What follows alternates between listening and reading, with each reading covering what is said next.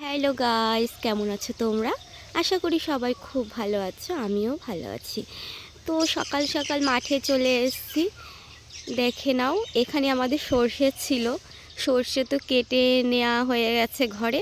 তো এখন হচ্ছে ওই দেখো আমার বর মানে জমিতে সেচ দিচ্ছে, মানে এই জমিটাকে ভেজাচ্ছে। এই দেখো, জল ছেড়ে দিয়েছে।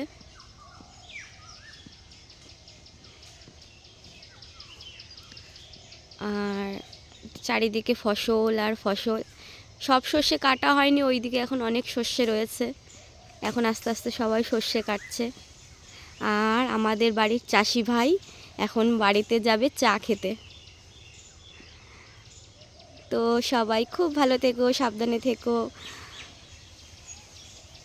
গ্রামের সুন্দর মনোরম পরিবেশ তোমাদের সাথে একটু তুলে ধরলাম। সবাই আমাকে একটু সাপোর্ট করো প্লিজ।